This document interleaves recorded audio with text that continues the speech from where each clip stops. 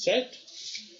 Hoje, pessoal, a gente, dando continuidade ali em expansão volumétrica, né?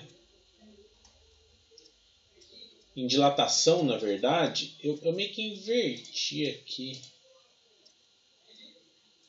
Eu meio que dei uma invertida aqui, pessoal, peço desculpa, mas a gente vai continuando dilatação, né?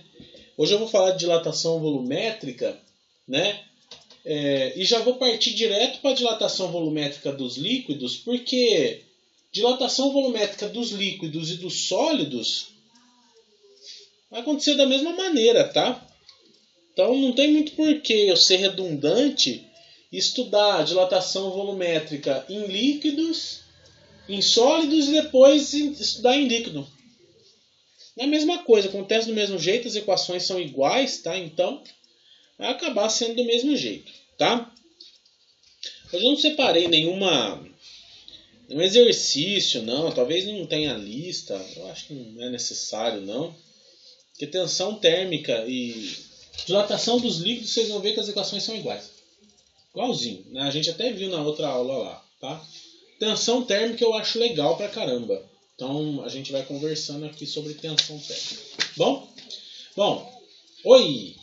Deixa eu perguntar uma coisa pra você. Pergunta. Esse exercício que nós fizemos, aquela lista, Tem em especial o exercício número 6, eu errei feio. Sei. Só que eu não consigo achar o que eu errei, no que tá errado. Menino. Depois você corrige pra mim o 6 ou manda uma lista só pra saber como que faz? Sim, qualquer coisa depois eu mando a resolução para vocês, faço uma resolução, escaneio e mando, pode ser? Ah, pode. Acho que Porque a que eu errei foi a 6, mas pode ser. Tá, aí qualquer coisa eu faço uma resolução de toda a lista, escaneio e mando para vocês via Moodle, pode ser? Ah, pode. Obrigada, viu? Nada. Tá bom, então. Depois eu vou anotar aqui. Deixa eu anotar, senão eu esqueço. Fazer correção lista FFT. Beleza, pessoal. Vou deixar que eu faço. Então, eu vou dar continuidade aqui iniciando o assunto de tensão térmica, tá? Essa tensão aqui, pessoal, quando a gente fala de tensão, eu tenho informação também pro lado da mecânica, né? Então tensão, quando a gente fala em tensão, é algo referente aos materiais e tudo mais, né? E tensão térmica, né? Ela acaba sendo nada mais do que a razão entre uma força aplicada em uma área no material por conta de uma variação de temperatura. Ok? Bom, então quando um corpo é aquecido e impedido de dilatar por algum processo mecânico qualquer, pessoal, aparecem lá no interior do material tensões que podem atingir valores até muito elevados, certo? São as chamadas tensões internas residuais, tá? Assim, né, a gente vai ver muita tensão residual em material e tudo mais, mas a gente tem que olhar meio para a tensão térmica aqui, pessoal, para o lado que a gente tem interesse aqui, que é o lado da termodinâmica, né? Então, a gente só tem que pensar na tensão térmica como sendo pensa assim, numa força, né, aplicada em uma área do material, né, porque tensão é força sobre área, uma força aplicada em toda a área do material por conta de alguma alteração na temperatura, ok? E alguns processos mecânicos podem gerar tensões residuais, porém, nessa matéria nós vamos concentrar apenas nas tensões causadas por mudança de temperatura. Ok, pessoal? Então, só por conta de temperatura. Então, um bom exemplo aí desse processo de criação de tensão por mudança de temperatura é essa chamada gota de Rupert. Não sei se vocês já ouviram falar. Isso daqui eu acho que era um GIF. Isso aqui que não está funcionando. Tá. Não sei se vocês já ouviram falar nessa gota de Rupert. Dilatação do líquido. O jarro onde está esse líquido. A dilatação do líquido e do jarro onde está... Ah, sim, pode ter, Eduardo. Pode ter sim. Se a gente considerar os dois materiais dilatando, né? Mas às vezes a gente não considera, por exemplo, água dentro de um jarro de vidro. A gente não considera a dilatação do jarro de vidro porque às vezes é tão pequena em relação à dilatação da água que não compensa. tá? Entrar nas contas. Boa noite, Richard. Então, pessoal, essa gota de Rupert, né? Ela é o princípio dos vidros temperados que a gente tem aí, né? Hoje em dia, tá? O experimento consiste em resfriar rapidamente uma gota de vidro derretido, né? E esse resfriamento faz com que a camada mais externa se solidifique mais rapidamente que a camada interna, tá? Então, desse modo, a gente acaba por armazenar algumas tensões no interior dessa gota de vidro, tá? O que aumenta muito a sua resistência mecânica, ok? Por isso que tem os vidros temperados, né? O vidro temperado, pessoal, vocês já ouviram falar que não dá para cortar vidro temperado, né? E o temperado não é que tacaram sal, orégano no vidro, não. O vidro temperado é porque ele passou por um processo de têmpera, tá? E o processo de têmpera do vidro é baseado nessa teoria aqui do Lord Rupert, né? Das gotas de Rupert, certo? Mas, em contrapartida a esse aumento de resistência mecânica do vidro, nós vamos ter pontos sensíveis à liberação de toda essa tensão armazenada no interior da gota de Rupert, né? Quando esse ponto é encontrado, todas as tensões são liberadas de uma vez só, que fazem com que a gota exploda e se divida em diversos pedaços. Vidro temperado. Quando a gente bate naquele cantinho certo, especial, assim, no estilhaço inteiro, é a mesma coisa com a tal da gota de Rupert, tá? E isso daqui eu acho que é um bom exemplo da gente estudar aí, né? Pra gente estudar as chamadas... a chamada tensão térmica, né? Eu separei um vídeo aqui desses caras. Eu amo esses caras. Eu não tenho TV a cabo aqui em casa. Tem lá na casa da minha noiva. E esses caras aqui, eles são do Discovery Science. Eu amo esses caras. Eles são muito legais. E eles fazem experimentos de todo jeito. Eu vou autorizar já a entrada aqui do amiguinho que entrou aí. Ó, peraí, deixa eu voltar aqui e autorizar a entrada do... Ah, o bonito apareceu. Ele tava lá viajando, tomando drink em Cancún, postando fotinha, e a gente na relação aqui, agora ele apareceu, bonito. Ah, sem vergonha. Olha, que pra mim ter voltado, hein? E se ainda você não vai acreditar. O Ailton falou lá no grupo dos professores, você foi viajar a trabalho. Aí olha o bonitão, de short, camisa, com um puta de um drinkzão na mão. Falei, puta trabalho bom, quero esse trabalho pra mim. É que na verdade eu falei que eu ia viajar e ia dar trabalho, eu acho que ele confundiu. Ah, entendi. Boa, bem-vindo de volta, Antônio. Obrigado. Vamos lá, vamos voltar aqui, tá? Bom, pessoal, então, esses caras aqui, eles vão fazer o experimento aqui da gota de Rupert, tá? Tá em inglês, mas ele está legendado. Eu vou colocar aqui pra vocês pra gente ver junto, tá? São 2 minutos e 27 só. Go deeper. Watch this. Hot stuff. Yeah, this hot stuff is your basic everyday soda lime glass. There's nothing remarkable about it except that it's white hot and molten. There we go, and I'm going to drop it in cold water. It's called a Prince Rupert drop. Who's Prince Rupert? Some Bavarian from the 1600s. He came up with this.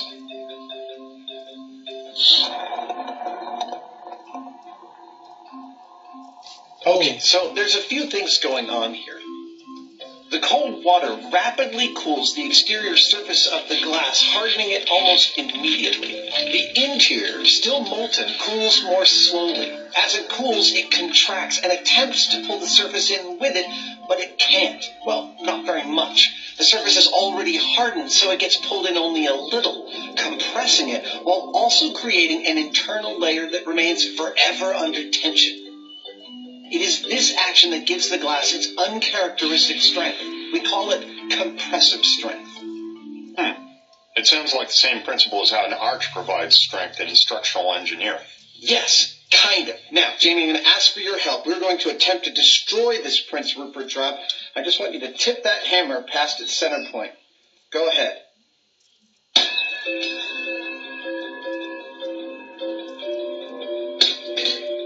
I I feel like we've been swindled. Swindled not. We have just experienced the power of compressive strength. It does, however, have an Achilles heel. Take those nippers right there and nip the backside of the tail of this Prince Rupert job and watch what happens. Wait. Cue the high-speed camera. Okay, here we go. Whoa!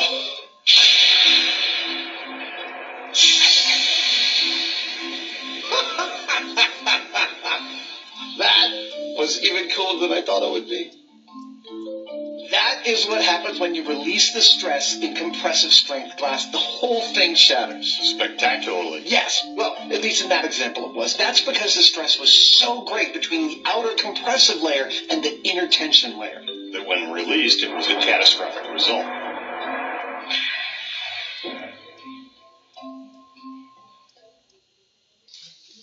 Tá aí, pessoal. Esse é o experimento aí da gota de Rupert, né? O bacana, né? É legal. O bacana é que ele explica aí alguns fenômenos aí por conta desse processo de resfriamento rápido, né? E o aumento da resistência mecânica do material. Isso não é só para vidro, tá, pessoal? Isso é para outros vidros mais. Só que a gente tem a tensão térmica acontecendo até em projetos de engenharia, né, que a gente vê no dia a dia, tá? Então, pessoal, ó, eu trouxe um exemplo aqui bem legal, né, um exemplo de engenharia, né, principalmente lá da parte de mecânica dos resistências dos materiais, né? Então, em materiais de engenharia, essa tensão térmica aí também pode acontecer. E eu tomei como exemplo aí uma barra de aço apoiada nas duas extremidades desse jeito aqui. Tá? Então pensa numa barra de aço que tem uma parede aqui em cima e uma parede ali em cima. Ok? E ele pede para você considerar uma mudança de temperatura de 20 para 50 graus. Pô, bem tranquilo, né? De 20 para 50 graus. Certo?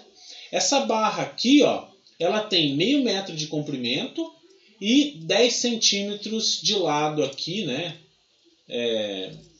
Então é uma barrinha quadrada. Beleza? Bom, então o que acontece? A gente analisar as forças que estão atuando nesse eixo Y aí, né? Para analisar o equilíbrio das forças, a gente vai perceber que a força em A vai ser igual à força em B, certo? Essa força que está sendo aplicada aqui é igual a essa que está aplicada aqui, tá? É como se essa barra estivesse entre duas paredes, por exemplo. Tá? Então, se a somatória das forças em Y vai ser igual a zero, quer dizer que a força em A é igual à força em B. Beleza? Então, como essa variação de A em B é zero, o deslocamento térmico, que é o nosso ΔT, né, que é o deslocamento térmico aqui, que aconteceria em A, vai ser contrabalanceado pela força que seria necessária para a barra ser deslocada, que é o tal do ΔF, certo? De volta à posição original, tá?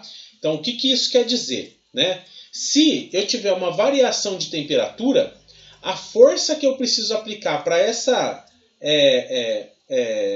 para contrapor, né, essa movimentação por conta da variação de temperatura é um ΔF também, ok?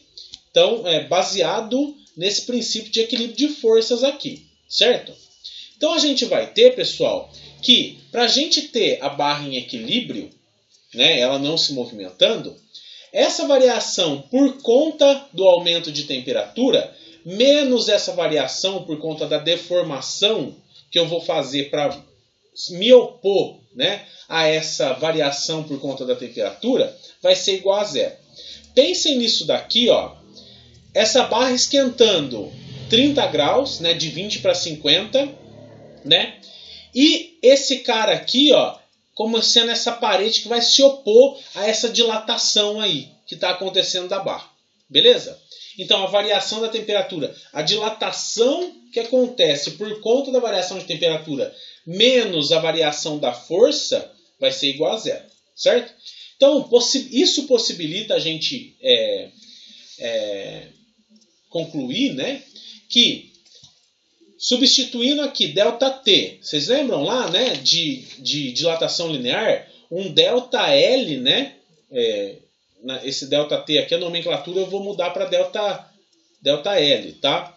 No lugar disso, eu vou colocar a equação de dilatação linear, que é o alfa L0 vezes ΔT, menos essa variação de força aqui, pessoal. Não se preocupem tanto, que é lá da parte de resistência dos materiais da mecânica, tá? E a gente tem que analisar ela com base nas propriedades do material. Mas essa dilatação, essa força aqui, né, que se opõe à dilatação, ela é dada pela força, né, aplicada, por uma força aplicada que a gente quer calcular, vezes o comprimento inicial dessa barra, dividido pela área, vezes o módulo de elasticidade desse material.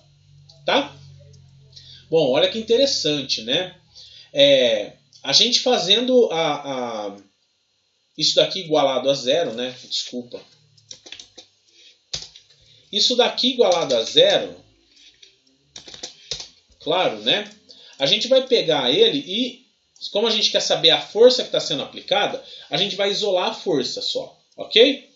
Isolando a força, a gente tem uma equação de força igual a um alfa, que é o coeficiente de dilatação linear, o comprimento inicial, ΔT, que é a variação de temperatura, que é 30, né? A área, que é 0,01 metros quadrados, o módulo de elasticidade, que é 200 gigapascal, e, de novo, né, o comprimento inicial, que é de 0,5 metros. Substituindo isso, pessoal, a gente vai ter lá, ó, isso daqui, né, 14 vezes 10 a menos 6, vezes 30, vezes 0,1, vezes 200, vezes 10 a nona, e conseguimos descobrir aqui que a força exercida pela dilatação térmica dessa barra é de 840 mil newtons, ou 840 kilonewtons. Isso daí vai dar 84 toneladas, cara. 84 toneladas. Vocês já pararam para pensar, né? Que, olha que interessante, né? Uma variação de 20 para 50 graus numa barra vai fazer ela dilatar. E se ela não tiver para onde dilatar, ela vai exercer uma força aqui nas extremidades aqui, ó, de 84 toneladas, cara. É força pra caramba, tá? E a tensão, então, né? E tensão é força dividido por área, é uma tensão de 84 megapascal. Ô Raul, por que você calculou essa tensão? Porque a gente tem que pegar essa tensão que a gente calculou, né? Quando a gente está falando lá de resistência dos materiais, a gente tem que pegar essa tensão, tem que olhar para os limites que o material aguenta, né? Que é o tal do limite de escoamento e a tensão de ruptura, e ver se essa dilatação que eu estou considerando vai fazer com que o material suporte sem estragar, tá? No caso aqui, né, os 84 megapascal de tensão que essa barra vai sofrer por conta dessa variação de 30 graus de temperatura não chega no limite de escoamento dessa barra aqui, que deve ser uma barra de aço. E o limite de escoamento dela está na faixa de 195 a 259. Então eu posso colocar essa barra ali tranquilamente que ela não vai entortar. Agora, né, se eu chegasse numa tensão maior que essa, eu ia ter uma deformação permanente do meu material, né? Acima dessa tensão aqui, uma deformação permanente. Como está abaixo dessa tensão, né, 84 megapascal, isso daqui vai falar para a gente que vai haver uma deformação, mas puramente elástica, não vai se deformar, tá? E também não vai quebrar, não vai romper, porque a tensão de ruptura é de 350 a 500 megapascal. Então, pessoal, o que eu quis trazer aqui, né? Vocês veem, a gente não vai precisar ficar calculando tensão térmica. Talvez eu peça para vocês repetirem esse exercício, né? Para vocês verem o quanto é interessante, na verdade, né? Mas não é muito o escopo da disciplina, tá? Mas para vocês perceberem como que variações de temperatura que parecem até pequenas, né, 30 graus Celsius e tudo mais, podem causar algumas coisas em estruturas, né, principalmente, ou nos materiais, que podem ser até bastante sérias aí para o projeto, tá? Então, ó, guardem aí esses conceitinhos aí de tensão térmica que a gente conversou hoje. Beleza? Tiveram alguma dúvida, apontamento, curiosidade, coisa do tipo? Alguma dúvida?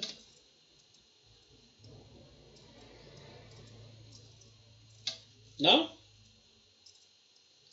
Então, beleza, vamos passar para o próximo tema de hoje.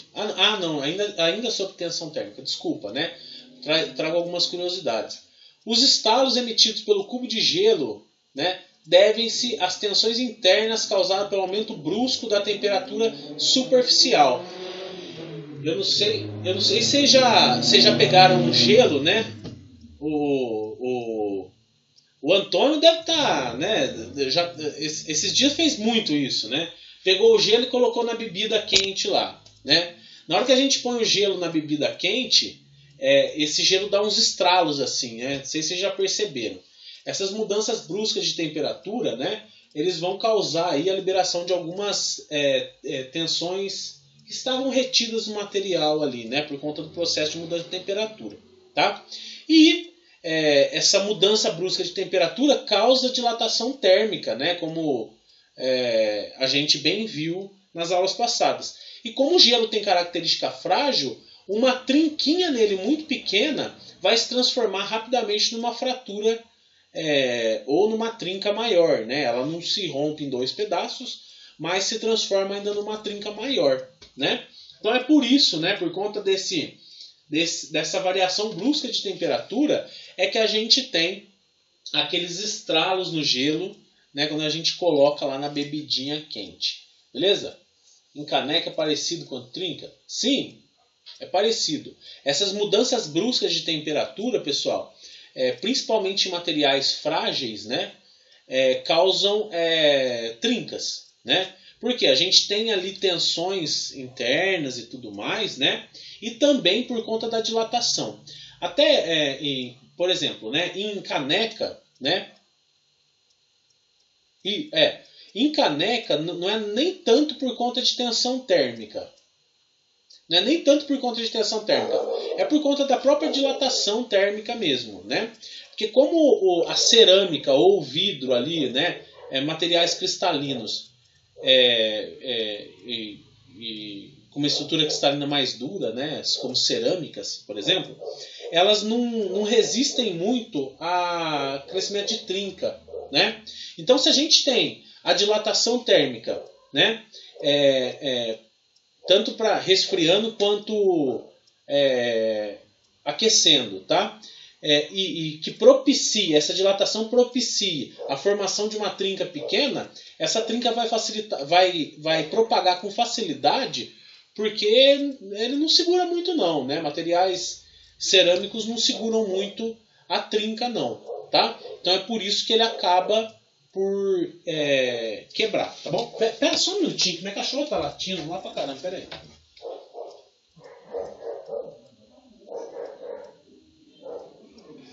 Estamos escutando aqui.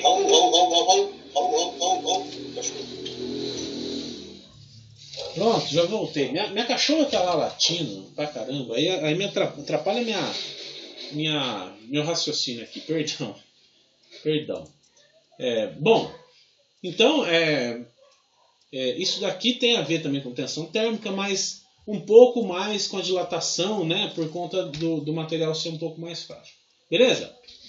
Bom, então agora, pessoal, eu vou voltar um pouquinho para a dilatação. Eu coloquei no lugar errado aqui, né? Tinha que ser diferente. A gente tinha que falar de dilatação dos líquidos e depois tensão térmica, mas tudo bem, tá?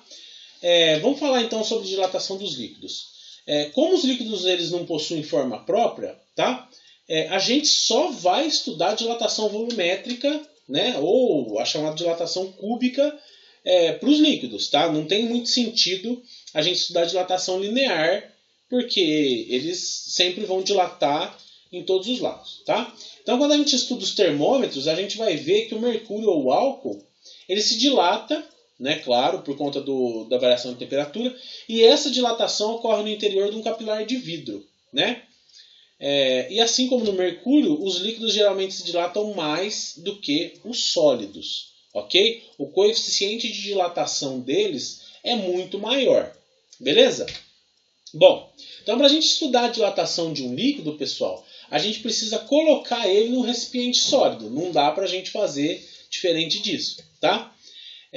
Esse daí também vai se dilatar, ok?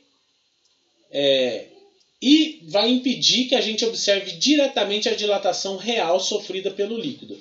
Foi o que o Eduardo falou no comecinho da aula, né? Ah, Raul, não vai dilatar também o recipiente? Vai. Só que, por exemplo, nós estamos analisando a dilatação da água.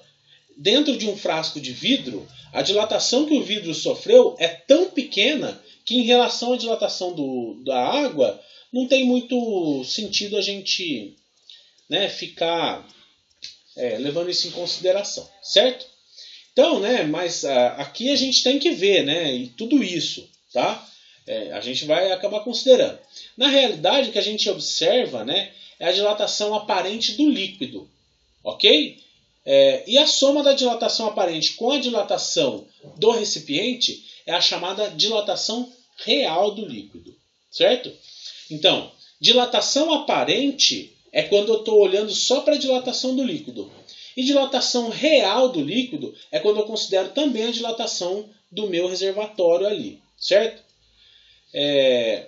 Mas a água não obedece às mesmas regras dos sólidos, não é linear e tudo mais, mas tudo bem, certo? Bom, a lei que rege a dilatação dos líquidos acaba por ser a mesma dos sólidos, certo? Valendo as mesmas equações, as mesmas expressões matemáticas que a gente viu na aula anterior.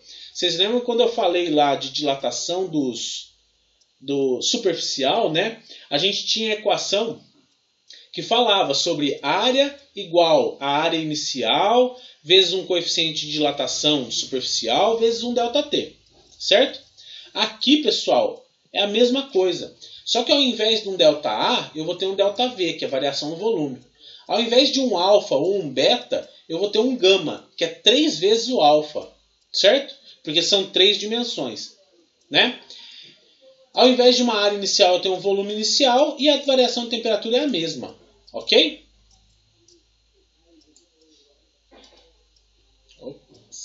Aqui. Então, pessoal, na análise do comportamento térmico do líquido, a gente vai considerar também a dilatação do recipiente, que vai ocorrer simultaneamente, certo? Logo, a dilatação volumétrica do líquido é expressa por a dilatação volumétrica aparente do vidro, do líquido, certo? E a dilatação volumétrica do frasco. Essa é a dilatação total. Ok? E também, né, a gente pode considerar aqui, né, um gama somado. Então, na verdade, pessoal, a gente pode pegar o volume inteiro do recipiente, né, que está com água, mas só que nesse caso a gente tem que considerar o recipiente inteiro cheio, né? Colocar o volume dele aqui, né, considerando que é o dele mais o da água, o volume total do recipiente, tá? Somar os dois gamas aqui, né, que são os coeficientes de dilatação volumétrico, e calcular o meu ΔV, que vai dar na mesma. Ok? Tá beleza? Até aqui tá beleza? Tudo bem para vocês? Tudo bem?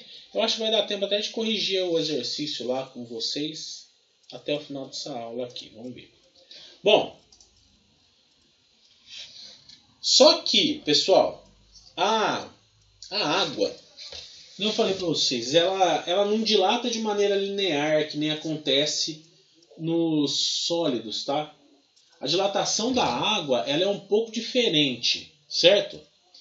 Então, eu coloquei uma observação aqui que a água é uma exceção à regra de dilatação dos corpos. Ela se contrai ligeiramente quando a temperatura aumenta na faixa de 0 a 4 graus e só começa a dilatar quando a temperatura ultrapassa os 4 graus. Certo? Então, esse fato aqui é importante porque significa que a água líquida abaixo de 4 graus é menos densa que a água a 4 graus. Certo? Então, a gente vai perceber, pessoal, que se a gente tem um lago, né, que congelou, aqui em cima nós vamos ter uma temperatura menor, certo? De 0 graus. E esse gelo, né, por ter uma densidade menor, ele vai tender a subir. A gente já colocou o gelo no copo de drink, né? O Antônio colocou semana passada inteira, né, na viagem dele lá, gelo no copo de drink. E ficava lá boiando, né? O gelo fica boiando aí, né? A densidade é menor. E a gente percebe, pessoal, que aqui em cima, ó, esse gelo que se formou, ele sempre tem uma temperatura menor do que o fundo do lago. Tá? Então, quando tem um lago congelado em cima, ele não congela embaixo, porque essa camada de gelo acaba por formar uma camada aí de um isolante térmico, ok? Que não deixa o calor que está aqui embaixo escapar para o lado de cima aqui. Por isso que embaixo acaba ficando mais quente, tá? Consequência, então, quando os lagos começam a esfriar no inverno, a água fria da superfície afunda antes de se transformar em gelo, já que ele é menos denso que a água a 4 graus e permanece no fundo dos lagos. Ok? Para vocês aí, essa coisinha ficou clara? Beleza? São conceitinhos que vocês têm que ter. Às vezes algum aluno pergunta um dia, né? Bom, então estando todo o lago a 4 graus, pessoal, a camada superior se transforma em gelo. Tá? E essa camada de gelo é isolante térmico, o que evita que todo o lago se transforme em gelo, que seria desastroso para a vida aquática, né? Então, como a maioria dos biólogos acredita que a vida na Terra começou nos lagos e oceanos, as propriedades térmicas da água podem ter sido importantes para a evolução das formas primitivas de vida. Que a gente vai perceber também, pessoal, que o volume aqui, né, da água, isso a gente olhando para a água,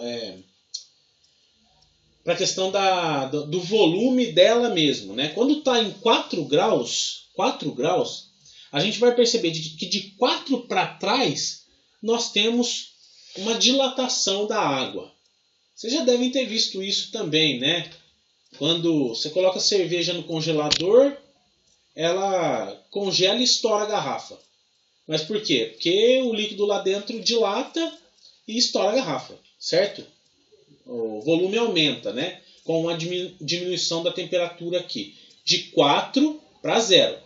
É louco, né? Porque a gente estava acostumado que os materiais se dilatavam com o aumento da temperatura. Mas com a água, nessa faixa de 0 a 4 graus, se a gente está em 4 e diminui para 0, ela vai aumentar. E se a gente está em 4 e vai aumentando a temperatura, a gente vai perceber que ele vai começar a dilatar depois dos 4 também, né? E a densidade aqui, né? A gente percebe que a 4 graus é a densidade da água mesmo, que é 1. Só que quando a gente vai vindo para trás, né, a 0 graus, a gente vai ter uma diminuição, né, dessa densidade. E isso é claro, né, porque se a gente tem um aumento do volume aqui, por consequência, a gente vai ter uma diminuição da velocidade, da densidade, não tem jeito. Ok? Pegaram a ideia aí da água? Meio doida, né? Mas pegaram a... Oi! Então quer dizer que pelo gráfico aí, se eu colocar a água menos, a negativa ela vai aumentar cada vez mais o volume dela? Então, cara, eu vou te falar que eu não sei, porque aqui, esse gráfico que eu achei é uma boa pergunta, podemos pesquisar aqui. Esse gráfico que eu achei, ele considera essa temperatura aqui que causa essa curiosidade, essa mudança de estado aqui, né? Essa mudança de volume, principalmente, né? Agora, para menos de 0, eu não sei o que vira. Vamos ver. Gráfico, densidade... Opa! Gráfico, densidade... Densidade não, né? Volume. Volume versus temperatura, água. Vamos ver aqui, ó. Porque o que eu pesquisei, ele considera sempre 0 e 4 graus. Temperatura negativa. Vamos ver se ele tem alguma coisa. Ah lá, ó. Ele não sei se é muito confiável, tá? Esse daqui, ó. Não sei se é muito confiável essa informação. Site Física Plena. Bom, não sei, tá? Mas ele faz um negócio bem interessante. A 0 graus, ele aumenta o volume aqui mais, e do gelo aqui, ó, chegou aqui num determinado volume, ele vai vindo para baixo ali, ó. Ele aumenta e depois dá uma diminuída de novo, se ele vai diminuindo ainda mais a temperatura. Então, olha, eu vou te falar que eu não sei, viu, cara? Ó, esse daqui, olha aqui, ó. Olha que outra situação interessante, né? 4 graus. Tá aqui, né? A densidade, ele fala que a densidade vai diminuindo, né? Mas a 20, tá vendo? Ó, ele, aqui, ó, um pouquinho menos que 0, ele desce muito, mas depois ele vai dando uma subida. Quer dizer que o volume vai mudando. Então, olha, eu vou te falar. Eu vou tentar achar algum dado um pouco mais confiável. Eu vou tentar achar um dado um pouco mais confiável sobre isso. Mas, eu sinceramente, eu achei coisas aqui de 0 a 4 graus, viu, cara? Tá? Beleza. Beleza? Mas para vocês perceberem que é uma característica anômala, né, da água. Ok, pessoal? Bom, ficou alguma dúvida sobre esse tema? Esse tema hoje era mais teórico, tá, pessoal? Fiquem tranquilos aí. Era mais teórico. Mas ficou alguma dúvida sobre os conceitos aí? Tá tudo certo com vocês?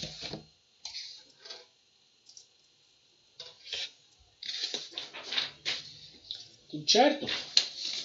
Então, beleza. Ó, então eu vou, como a gente tem uns minutinhos ainda, eu vou aproveitar aqui, né, esses minutinhos que a gente tem, e vou corrigir esse exercício 6 que a Thaís pediu, tá? Deixa eu colocar minha câmera aqui. Eu vou corrigir só o exercício 6, pessoal, porque às 8h30 eu tenho uma reunião. Então, na verdade são as 8h15 mais ou menos. Aí dá tempo, tá? Dá tempo de sobra.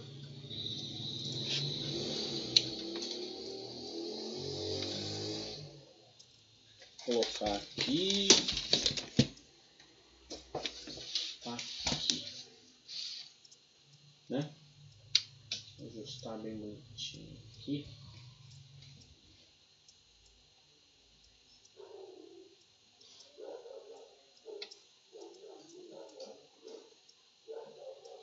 Tá aqui. Beleza. A escandalosa da minha cachorra entrou no quarto aqui pra ficar comigo agora. Escandalosa. Tá aqui, ó. Tá aqui, tá? Então eu vou abrir aqui, ó, o Moodle, tá? Moodle, cadê o Moodle? Deixa eu abrir aqui.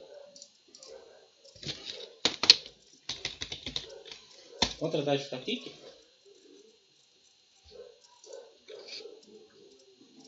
Abrir aqui o Moodle. Fundamentos da Física.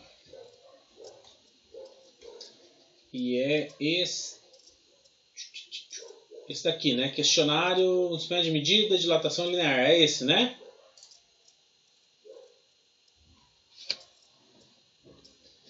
Eu vou aqui para abrir ele. Thaís, qual que é? É o 6, aquele 1/20 graus. Esse? É aquele da barra, esse daí. Tem um comprimento de 90 metros. Ah, tá. Desculpa. Sendo feito de material cujos coeficientes de uma vale e tal. A barra é aquecida a 150 graus. Determina a dilatação ocorrida. Né? Qual é o comprimento final da barra? É essa? Essa sim. Tá. Então vamos lá. Ó, deixa eu pegar minha caneta, meu lápis aqui, ó. Então uma barra a 20 graus Celsius tem comprimento, essa é a temperatura inicial, tá? Tem comprimento de 90 metros, certo? E ela é feita de um material cujo coeficiente de dilatação linear médio vale 19 vezes 10 a menos 6. Então é o nosso alfa, né? Eu estou marcando aqui, mas não está aberta a câmera não, pessoal. É porque eu vou lendo junto com vocês, tá? O alfa é 19 vezes 10 a menos 6, certo? A barra vai ser aquecida, então, a uma temperatura final aí de 150 graus Celsius. O meu está 200 graus Celsius. Beleza. Quer que eu faça... Bom, eu vou... Não, mas pode fazer assim. 150 vai ser a mesma coisa, tá? Só tem que mudar os valores. Tá. Bom, ele pede duas coisas. A dilatação ocorrida, certo? Então, a dilatação ocorrida é o nosso ΔL, ok? Belezinha aí para vocês? Vamos lá, tá? Nossa, tá fora de foco aqui, peraí. Deixa eu ajeitar esse foco aqui. Aí. Ele pede então a dilatação dessa barra. Então, ó, eu vou desenhar aqui, ó. A barra, pessoal, ela tem 90 metros, né? Tá uma temperatura inicial de 20 graus Celsius e uma temperatura final de 150 graus Celsius. Ok? Belezeira? Ele fala então que o alfa é 19 vezes 10 a menos 6 e ele pede num primeiro momento aqui a dilatação ocorrida. Dilatação, então, a gente bem sabe que é o tal do nosso ΔL, tá? E a equação para achar o nosso ΔL é L0 vezes alfa vezes ΔT. Lembram disso?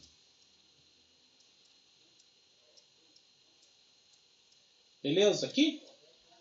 Bom, o nosso ΔL, então, pessoal, vai ser 90 vezes 19 vezes 10 a menos 6 vezes temperatura final é 150, temperatura final 20, então é vezes 130. O ΔL aqui, então, ó, eu vou calcular aqui, tá? Ó, junto com vocês. 90 vezes 19, ó, exp menos 6, que é o que a gente aprendeu na aula passada lá, né? O exp é o 10 elevado a, eu coloco menos 6, vezes 30. Olha lá, a nossa variação... Né? É vezes 130, Raul, não 30. Ah, tá. 90 vezes 19x menos 6 vezes 130. Tá aí. Beleza? Nossa, acho que tá dando muito. Deixa eu ver se eu não errei a equação aqui. Peraí, hein? 21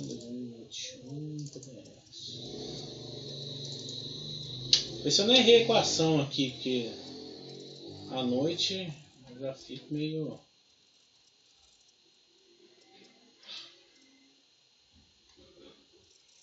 Não, é isso mesmo. É isso mesmo. Um ΔL é igual a alfa L ΔT. Tá aqui. Beleza?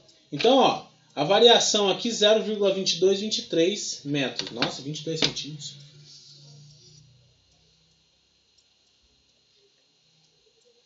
Ok? Então, 0,2223. Então, usei 4 casas decimais e ponto para separar as casas, certo? E aí ele pede o comprimento final da barra. Bom, se a gente achou esse daqui em metros, o comprimento final vai ser 90,2223. E é isso.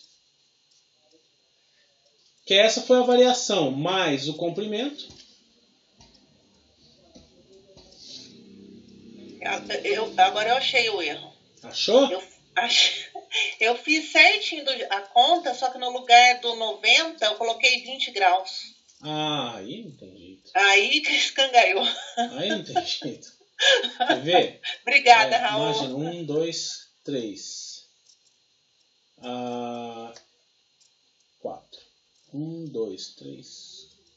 4. 1, 2, 3. 1, 2, 3. Ah, isso mesmo, ó. 0,2223 e 90,2223. É esse mesmo. As respostas são essas. Beleza? Tranquilo?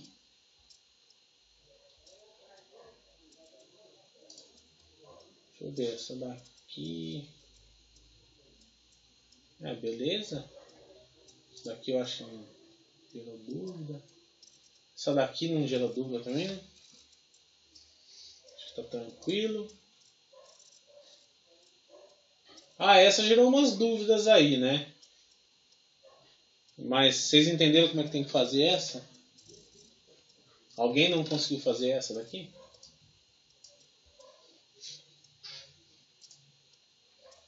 Depois você pode explicar a barra que se quebra ao meio, só não entendi a respeito do comprimento final. A barra ao meio lá. Ah, tá. Comprimento final. É aquele que a barra esquenta, ela se parte ao meio. Espera aí, deixa eu ver qual que é essa daí. Barra esquenta. A parte no meio. Essa aqui? Essa daí, isso. Ah, tá. Ó, eu vou fazer ela aqui. Vou começar ela, mas eu gostaria que você depois tentasse novamente. Certo? Sim. É que o mais difícil é a álgebra, mas eu só não entendi o porquê que o comprimento final é um dos catetos do triângulo. Na verdade, deixa eu voltar aqui, né? Voltar para cá, ó. Na verdade, aqui, o que acontece, né? Eu vou ler o exercício para contextualizar aqui, ó. Devido ao aumento de temperatura ΔT, uma barra de comprimento inicial L0 com um corte no centro entorta para cima. Ela tem um corte no centro, né? Então, dilatou, ela entorta para cima, como está na figura aqui. O coeficiente de dilatação linear do material é alfa, certo? E como o deslocamento x sofrido pelo centro da barra está corretamente expresso em termos de L, como o deslocamento x, esse deslocamento na altura aqui, né, sofrido pelo centro da barra, está expresso em termos de L0, ΔT e alfa. Então eu tenho que expressar esse deslocamento x em termos de L0, ΔT e alfa. Só isso, certo? Então, ó, vou voltar para cá, certo? Bom, olha só. No momento inicial, a gente tem isso aqui. Está apoiado aqui, apoiado aqui. Nós temos um L0 aqui, certo? Beleza? Do jeito que está aqui, tá? E depois, quando houve a dilatação, ela tem um corte aqui, tá? Quando houve a dilatação,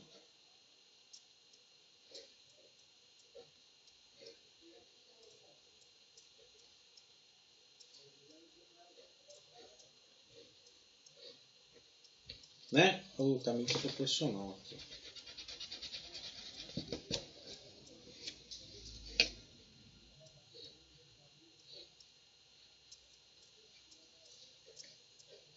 Quando houve a dilatação, pessoal, o L0 aqui embaixo, ele não muda, porque essa distância entre os dois, vamos dizer assim, pensa nisso aqui como se fosse uma pontezinha, tá? Essa distância entre esse ponto e esse não mudou, tá? O que mudou foi esses dois aqui, que por conta da dilatação eles subiram. E subiram nessa altura aqui, x. Ok? Até aqui tá beleza? Tranquileba? Sim? Tá. Então, Eduardo, olha aqui, ó.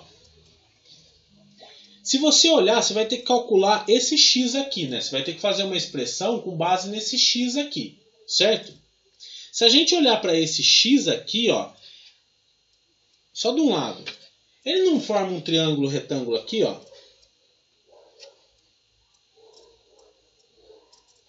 Tá vendo? Só essa altura aqui que eu estou olhando, tá? Então, eu posso fazer essa análise por meio de Pitágoras, né? E Pitágoras a gente bem sabe, né? Que a hipotenusa ao quadrado é igual à soma dos quadrados dos catetos. Só que o meu x, ele é um cateto, tá? Então ele vai entrar desse lado aqui. Então como é que vai ser, ó? A hipotenusa é esse cara aqui que dilatou. E eu vou chamar ele de L, né? Um L que não é o L inicial, tá? É um L final, né?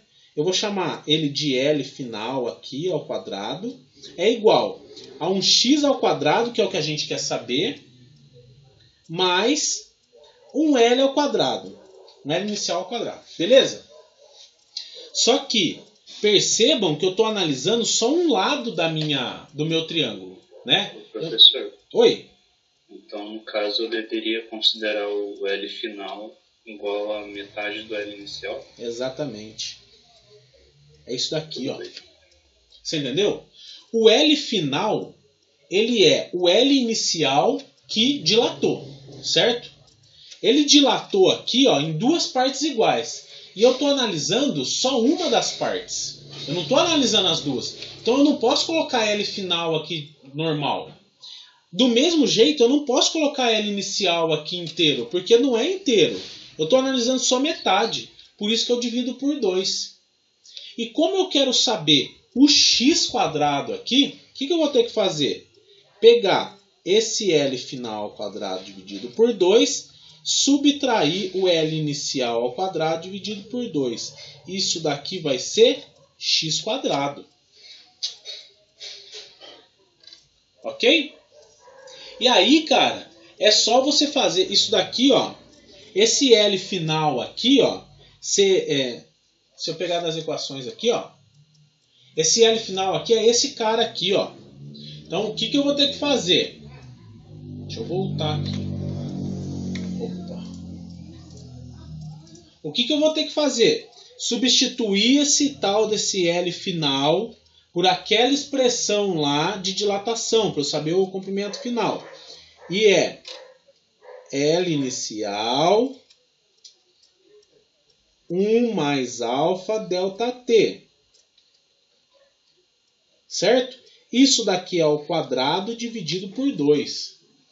Menos L inicial dividido por 2 ao quadrado. Aqui, ó, vai entrar uma raiz na jogada, que é esse cara aqui, x. Ok? Aí, pessoal, eu só tenho que fazer o tratamento matemático daqui, né? Vou fazer distribuir a chuvinha, né, da Amanda. Faz o chuvinha da Amanda aqui, né? Aplica produtos notáveis nessa parte, né? Beleza? Aplica produtos notáveis nessa parte. Como as duas bases aqui são iguais, eu posso juntar, né? E aí eu vou acabar tendo a expressão final, que é essa daqui.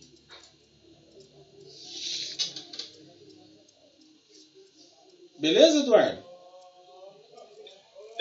Ali o senhor colocou L final sobre 2, né? Aqui, né? É isso. Aí o L final ele seria o L inicial sobre 2.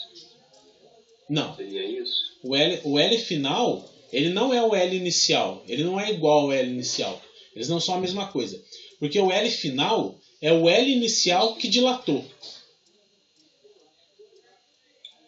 Sim. É que eu só não tinha entendido por que o L final ele seria um dos catetos.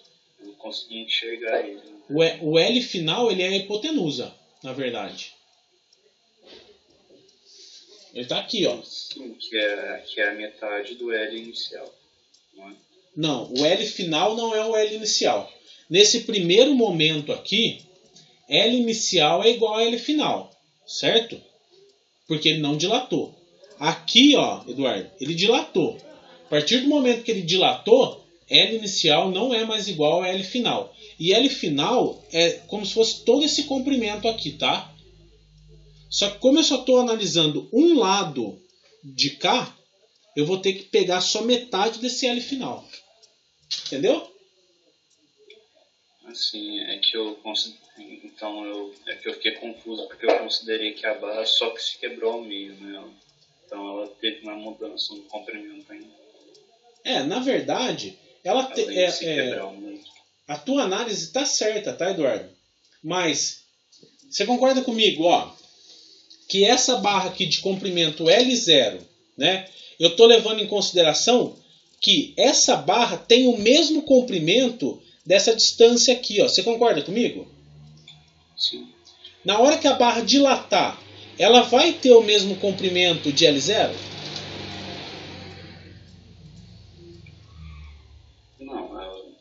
Dilatou. Não tem jeito dela ter o mesmo comprimento, né? Sim, tudo bem. Concorda comigo? A partir do momento que ela dilatou, ela muda de nome, cara. Porque ela já não é mais o mesmo comprimento aqui. Então eu mudo de nome, né? Ela e além de dilatar, ela se quebrou ao meio. Isso. Na verdade, o exercício fala que já tava... já tinha um racho no meio, né?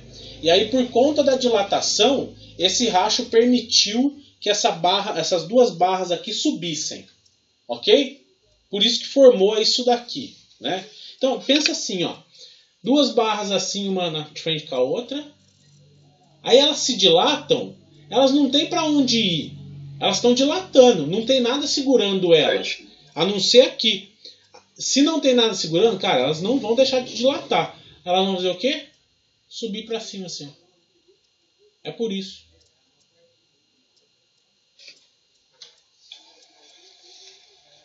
Certinho. Entendeu? Aí, ó, tenta terminar essa conta aqui. Eu queria que você terminasse essa conta. Se você tiver dificuldade, você me manda uma mensagem. Eu tinha feito assim primeiro. Hã? Mas é que eu tinha feito assim primeiro. Aí eu buguei nessa... Eu tinha feito essa análise que eu acabei bugando e eu decidi tentar fazer de outro jeito. Que é errado. Entendi. Bom, tente fazer depois e ver se você chega num resultado coerente aí. Se não, a gente marca um atendimento, né, para tirar essa dúvida de vez aí. Tranquilo? Certinho. Então tá. Bom, pessoal, então acho que era isso, né? Tirou a dúvida aí da colega, tirou a dúvida do outro colega, né? As outras eram mais tranquilas, né? Essa daqui eu acho que era mais chatinha. Essa era mais chatinha, né? Eu gosto de colocar essas puramente aritmética. Aritmética ou aritmética, né? Só com continha de letra para vocês exercitarem. É muito bom, tá? Então, pessoal, o que eu tinha para falar por hoje era isso, tá? Eu vou deixar o material lá no Moodle daqui a pouco, tá bom? E na próxima aula, eu acho que a gente já vai começar a falar de transferência de calor, tá? Então, tentem não faltar, que é assunto interessante e importante aí para a disciplina, tá bom? Pessoal, um abraço. Essa é bonita. Um abraço. Até semana que vem. Tchau, tchau, hein?